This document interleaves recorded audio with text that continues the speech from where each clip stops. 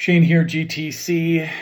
Do you guys know when auto sales, in terms of units sold in the US, peaked at their highest? I'll pause. You tell me your answer.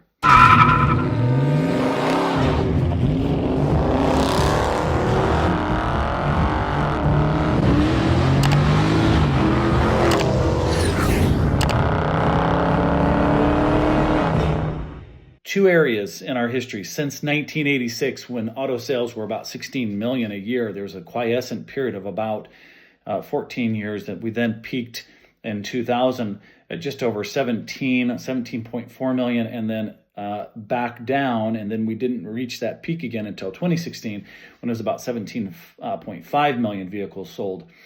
So in 2024, sales are still 9% below that of 2000.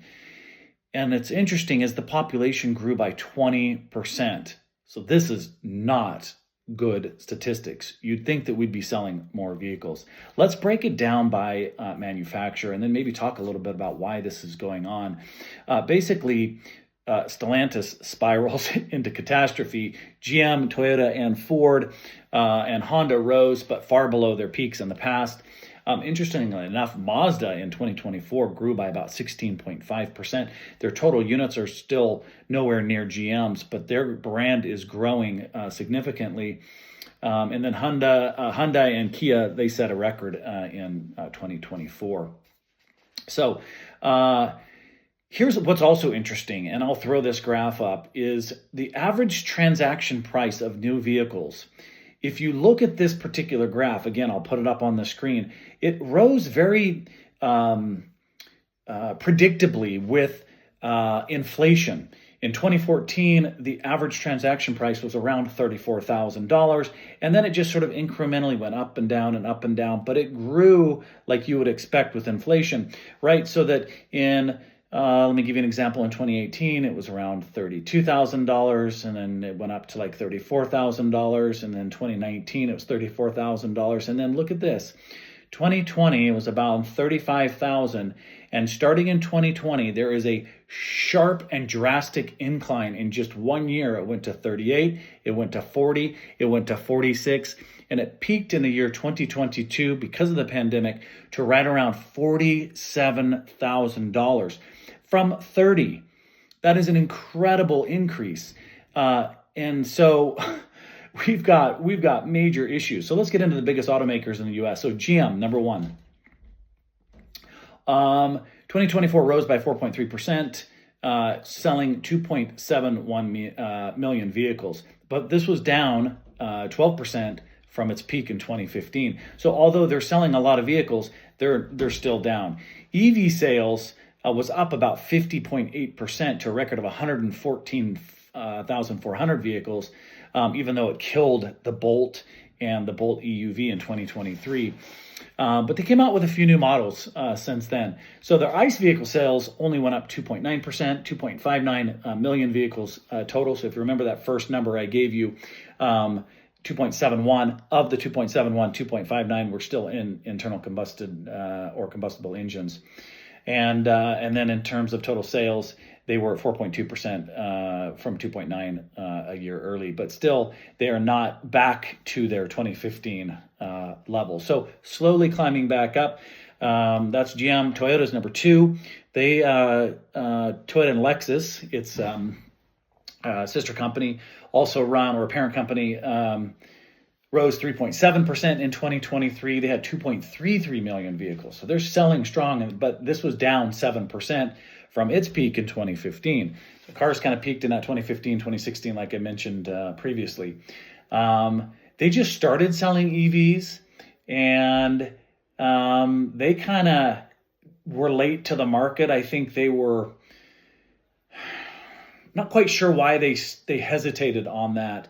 But a couple of years ago, I think they got a new chairman and a new CEO, and they really doubled down on their huge development of EVs, but they're still way behind. All right, Ford, number three, and theirs is Ford and Lincoln brands combined. They rose 4.2% in 2023 2.8 or 2.08 million vehicles from the recent peak in 2015, but still sales down 20%. 20%. So you have to be careful. These are the stats that really can blind you to the truth, right? People will say, oh, we're up 7%. Okay, that's great.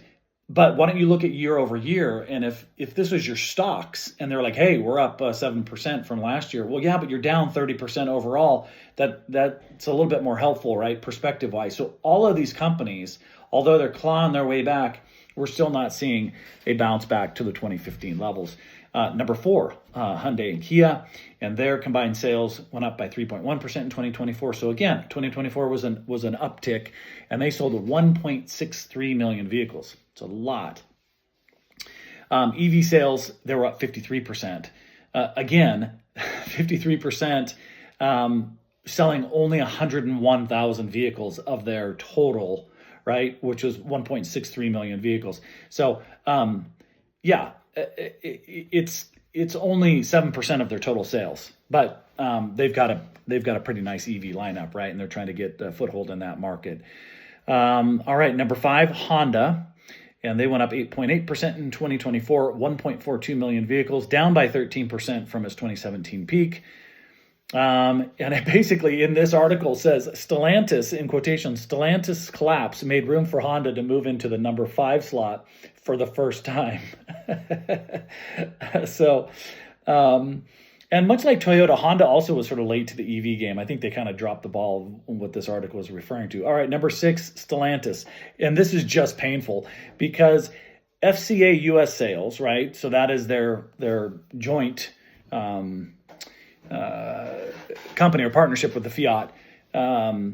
It dropped another 15% in 2024.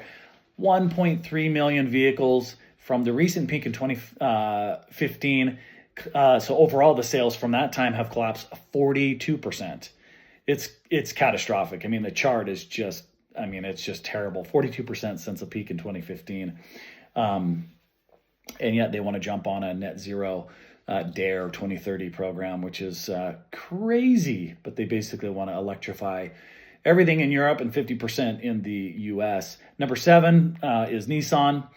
It's interesting. My brother and I were talking about this the other day. I can't tell you the last time that I ever spoke about a Nissan or Infiniti.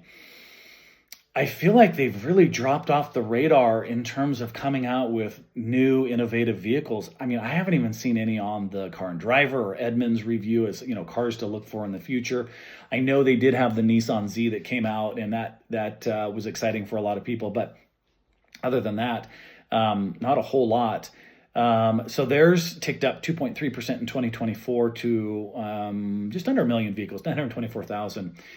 From their recent peak in 2017. But again, since their peak, Nissan, and this speaks to my previous point, is they're down 42%. So they're swimming in that same boat or sitting in that same boat as Stellantis, not looking good. Interestingly enough, Tesla doesn't disclose U.S. sales, only global sales. And so we think that this particular article says they have had a dip in their sales. They think U.S. sales fell to 633,000 in 2024, and I think that really speaks to some of the other manufacturers moving and grooving and taking some of that space. So, competition is good. I think it drives innovation. Hopefully, it will drive down the price of cars, which is not what I started out with, but I think the pandemic had a lot of influence on that. But ultimately, if we allow the market to continue to compete, they fight for the same materials, they fight for the same technology, you would think that over time, as those vehicles become more readily available, that we should see the price of those come back down, because the other point of this article is that right now the prices are too high, combined with the lack of available charging across the board. There are some regions that are better than others, as well as mileage.